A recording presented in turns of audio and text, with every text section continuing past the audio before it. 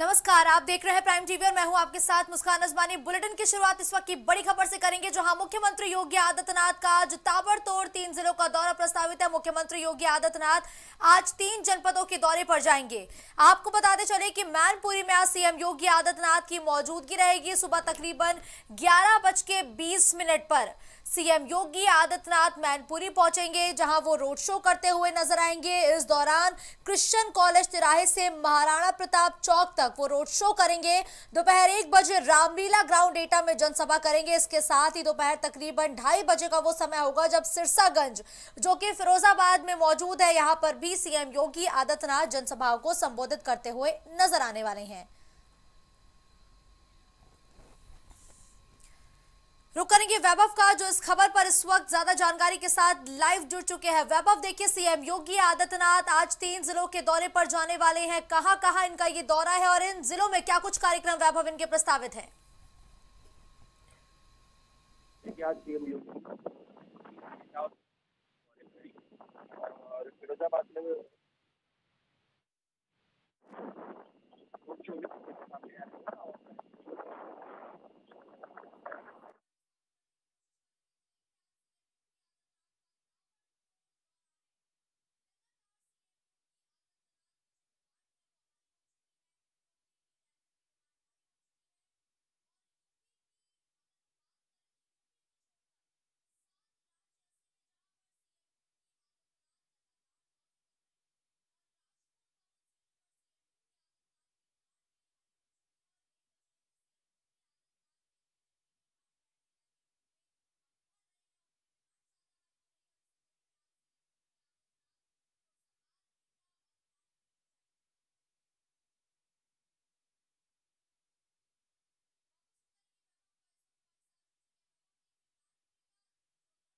दिलचस्प है, डिंपल यादव के चुनावी प्रचार में उनकी मदद कर रहे हैं, लगातार वोटों की अपील कर रहे हैं। ऐसे में आज सीएम योगी आदित्यनाथ का दौरा क्या समाजवादी पार्टी के समीकरण को पूरी तरीके से बिगाड़ सकता है? वैभव जी देखिए, सीएम योगी का चेहरा हमेशा से एक फायर ब्रांड चेहरा के नाम पे रहा है और मैनपुरी मैनपुरी में यूपी के जो संस्कृति मंत्री हैं जयवीर सिंह चुनाव लड़ रहे हैं और वहीं विपक्ष में डिंपल यादव चुनाव लड़ रही हैं। तो जयवीर सिंह के सपोर्ट में आज योगी आदित्यनाथ वहां पे जाएंगे और जनसभा संबोधित करेंगे और जयवीर सिंह के पक्ष में वोट मांगने का काम करेंगे। वैभव, देखिए जब मैनपुरी में उपचुनाव हुआ तब तो जबरदस्त तरीके से मुलायम सिंह के निधन के बाद एक जो सिंपैथी वोट थे वो समाजवादी पार्टी को मिले और उसके बाद मुलायम सिंह यादव की बहू डिंपल यादव चुनाव जीत गई। लेकिन क्या इस बार मुलायम सिंह यादव के निधन का फैक्टर यानी कि सिंपैथी वोट समाजवादी पार्टी को मिल सकता है? देखिए, मैनपुरी सीट हमेशा से समाजवादी पार्टी का गढ़ रहा है। 2 बार वहां से बीजेपी तो 5 बार वहां से समाजवादी पार्टी जीती है। तो ये देखने वाली बात रहेगी कि कौन जीतता है, पर ये तो कयास लगाए जा रहे हैं। कंफर्म कुछ नहीं है कि कौन वहां जीतेगा, क्योंकि वो हमेशा से समाजवादी पार्टी का गढ़ रहा है। पर भाजपा भी लगातार वहां पे सभाएं कर रही है और लगातार जनसंपर्क कर रही है और लोगों से बीजेपी के पक्ष में वोट मांगने का काम कर रही है। बिल्कुल, देखिए अगर वैभव हम सीएम योगी आदित्यनाथ के दौरों पर अगर गौर करें तो क्षत्रिय और राजपूत, जहां पर इनकी संख्या बाहुल्य है, वहां पर सीएम योगी आदित्यनाथ को भेजा जा रहा है ताकि वो रूठे हुए क्षत्रिय ब्राह्मणों को मनाए। लेकिन आज जिस तरीके से सीएम योगी आदित्यनाथ फिरोजाबाद और मैनपुरी के दौरे पर जा रहे हैं, ये कई ऐसी सीटें हैं जहां पर समाजवादी पार्टी का जो निर्णायक भूमिका में रहती है। ऐसे में क्या सीएम योगी आदित्यनाथ का जाना चारों खाने चित करने जैसा है समाजवादी पार्टी के लिए?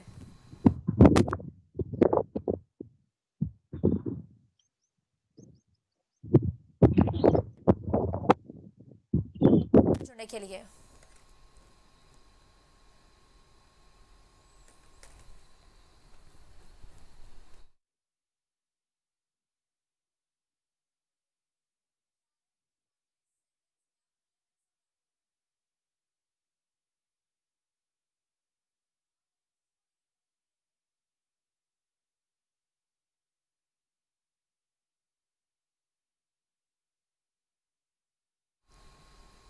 लोकसभा चुनाव 2024 को लेकर राजनीतिक दल लगातार चुनावी प्रचार कर रहे हैं।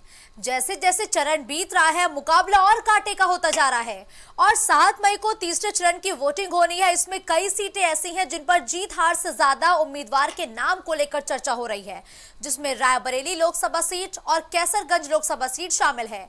इन दोनों ही सीटों पर एनडीए और इंडिया गठबंधन अभी तक उम्मीदवार घोषित नहीं कर पाई है।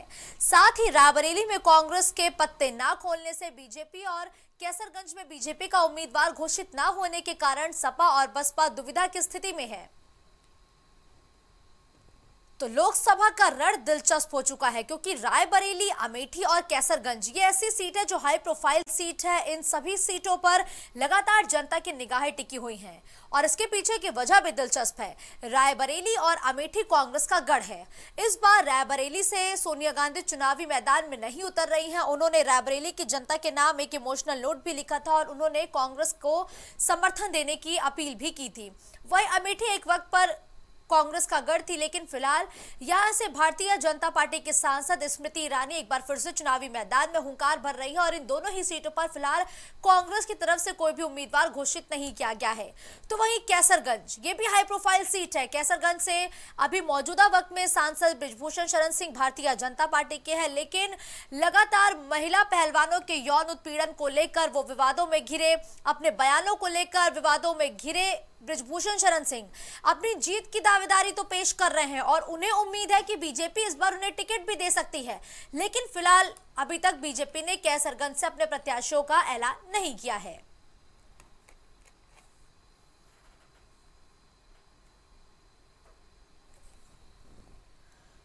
तो आज प्रत्याशियों की घोषणा की उम्मीद है और कल 3 मई को नामांकन का आखिरी दिन है और अब आखिर कांग्रेस कब प्रत्याशियों का ऐलान करेगी, ये देखना, ये समझना बहुत जरूरी है और दिलचस्प भी है। रुक करेंगे अभिनव का, जो इस वक्त लाइव जुड़ चुके हैं।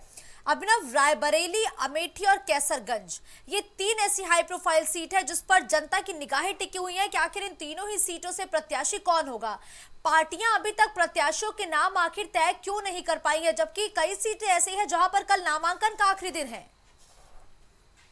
बिल्कुल, देखिए, रायबरेली, अमेठी और कैसरगंज ये 3 ऐसी सीटें हैं जहां पे लगातार सस्पेंस बना हुआ है कि भारतीय जनता पार्टी, कांग्रेस और समाजवादी पार्टी किसे टिकट देती है। सबसे पहले बात करते हैं कैसरगंज की, जहां से बृजभूषण शरण सिंह लगातार 2 बार से बीजेपी के सांसद चुनते आ रहे हैं, लेकिन कल नामांकन की आखिरी तारीख है। दोपहर 3 बजे नामांकन खत्म हो जाएगा।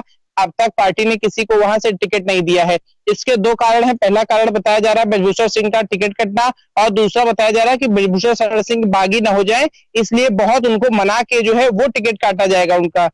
अब जो चर्चा है इसके मुताबिक जो बृजभूषण शरण सिंह के जो बेटे करण सिंह भूषण है उनको बीजेपी जो है टिकट देने जा रही है। अब से कुछ ही देर बाद इसका अनाउंसमेंट आधिकारिक रूप से हो जाएगा। रायबरेली और अमेठी की बात करें तो ये गांधी परिवार की परंपरागत सीटें मानी जाती हैं। रायबरेली से लगातार सोनिया गांधी चुनाव जीतती आ रही थी, उसके पहले भी गांधी परिवार के तमाम सदस्य चुनाव लड़ रहे थे, लेकिन इस बार रायबरेली में कांग्रेस ने अब तक कोई उम्मीदवार घोषित नहीं किया है।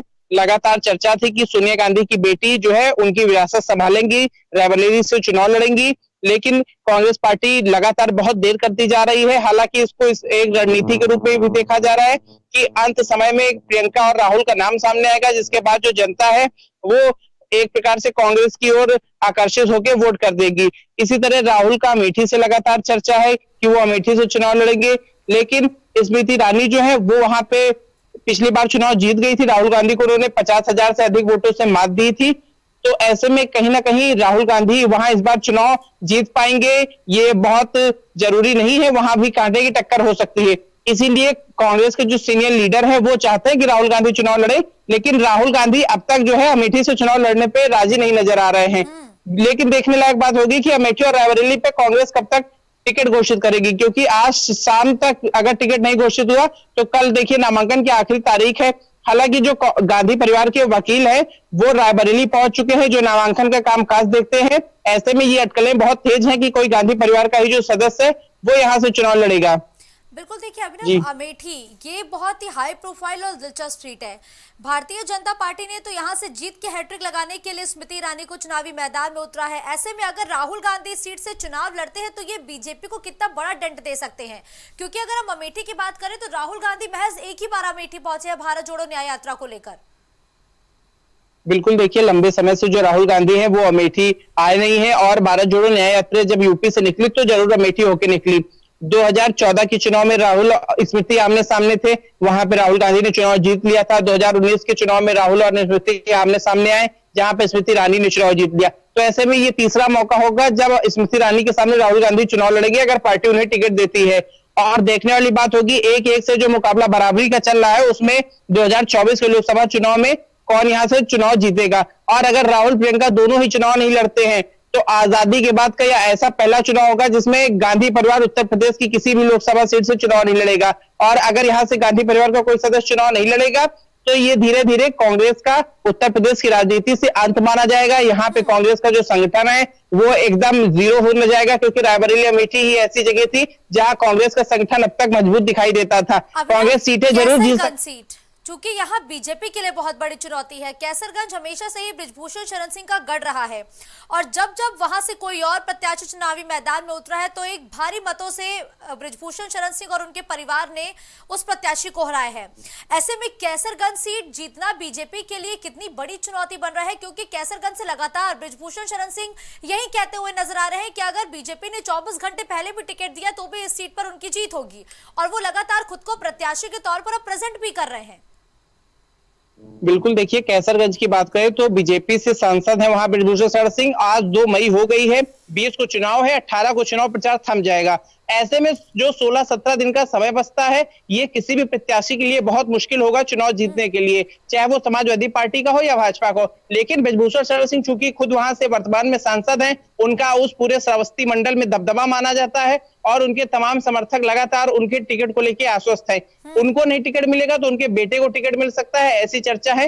लेकिन गौर करिए कि समाजवादी पार्टी ने भी अब तक वहां टिकट नहीं घोषित किया है। अगर बृजभूषण को पार्टी टिकट दे देगी भारतीय जनता पार्टी, तो समाजवादी पार्टी बृजभूषण के खिलाफ किसी महिला पहलवान को, जिसने आंदोलन में अगवा रही है जो महिला पहलवान, उसको भी टिकट दे सकती, ऐसी भी चर्चा बनी हुई है। लेकिन अगर बृजभूषण का भाजपा टिकट काटती है तो सपा बृजभूषण को भी टिकट दे सकती है। सपा इस समय 2 तरफ से खेलती हुई नजर आ रही है, इसीलिए वो बीजेपी के टिकट का वेट कर रही है। वरना सपा को तो अब तक अपना टिकट अनाउंस कर देना चाहिए था, क्योंकि समाजवादी पार्टी के पास तो अपने संगठन है, अपने नेता है, उनको जिसको देना था दे देना चाहिए था। लेकिन बीजेपी के लिए तो मुश्किल थी, उनको सांसद का अपने टिकट काटना था। देखने वाली बात होगी कि इस बार कैसरगंज का चुनावी मिजाज क्या होता है, यहाँ पे कौन चुनाव जीतता है। अगर बृजभूषण का टिकट कटेगा तो श्रावस्ती मंडल की करीब 5 सीटें ऐसी हैं जहां बृजभूषण शरण सिंह का दबदबा गाया जाता है, जिसमें श्रावस्ती है, कैसरगंज है, गोंडा है, अन्य सीटें हैं। जी बिल्कुल ठीक है, धन्यवाद अभिनव इस खबर पर हमारे साथ जुड़ने के लिए।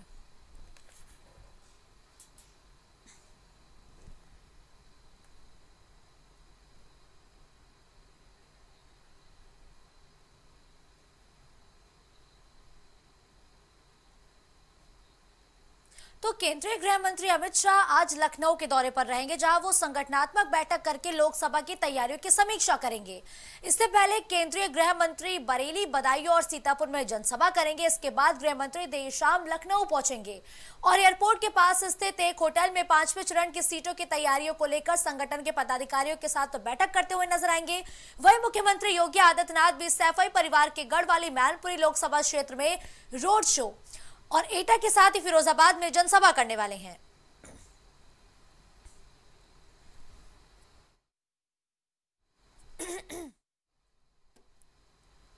तो केंद्रीय गृह मंत्री अमित शाह आज यूपी के दौरे पर रहेंगे, जहां वो अलग अलग जिलों में जनसभाओं को संबोधित करेंगे, बीजेपी के प्रत्याशी के समर्थन में वोट मांगेंगे। तो वहीं वो आगामी 5वें चरण के चुनाव के लिए एक बड़ी बैठक करेंगे।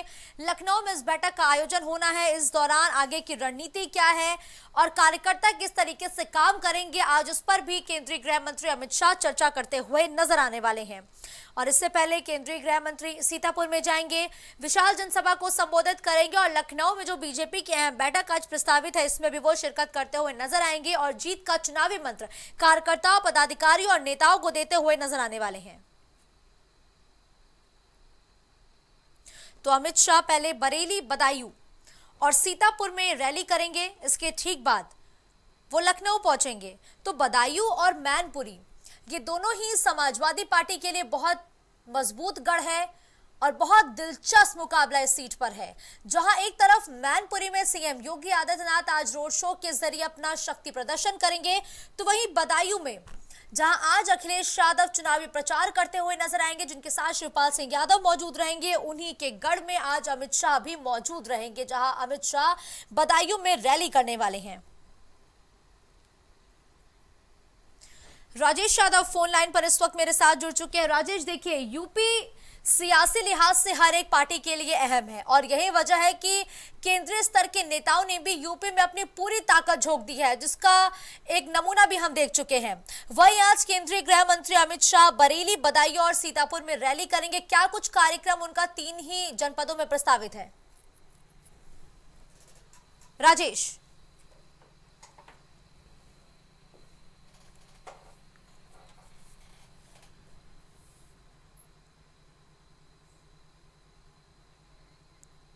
तो राजेश से दोबारा संपर्क स्थापित करने का प्रयास करेंगे, लेकिन केंद्रीय गृह मंत्री अमित शाह आज यूपी के दौरे पर हैं।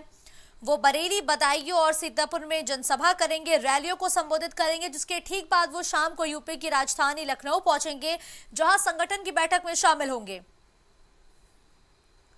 एक बार फिर से राजेश का रुख करेंगे। ज्यादा जानकारी के साथ राजेश जुड़े हैं। राजेश, देखिए, आज केंद्रीय गृह मंत्री अमित शाह बरेली, बदायूं और सीतापुर में रैली करने वाले हैं और क्या कुछ कार्यक्रम उनका प्रस्तावित है?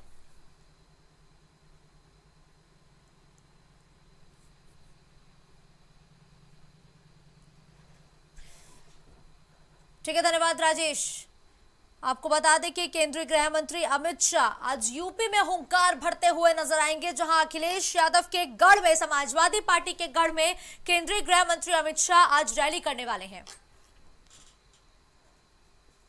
इस बुलेटिन में फिलहाल के लिए बस इतना ही। देश और दुनिया की बड़ी खबरों के लिए आप देखते रहे प्राइम टीवी।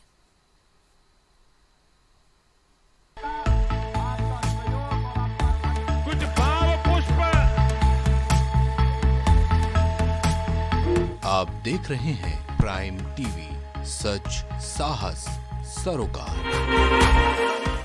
प्रॉब्लम्स थी जो मेरे को स्टेप्स चढ़ते हुए प्रॉब्लम थी, वो अब I think so 70% is improved. ठीक है, मेरे को एंकल में प्रॉब्लम थी एंड मेरे को नसेस मसल्स प्रॉब्लम थी, जो मसल्स में काफ़ी पेन रहती है, जो अब की इस टाइम पर एक बार मैंने लिया, मैं लास्ट टाइम आया था, उसके बाद मैं अब दोबारा आया हूँ, तो ऐसे 70% इज इम्प्रूव्ड, जो कि डॉक्टर नहीं कर सका। मैंने हाँ, मतलब मैं गंगा राम के हॉस्पिटल के डॉक्टर से तकरीबन 2 साल तक ये ट्रीटमेंट करा था, कि उनको समझ ही नहीं आया ये प्रॉब्लम क्या है। दैट इज अब बेटर है।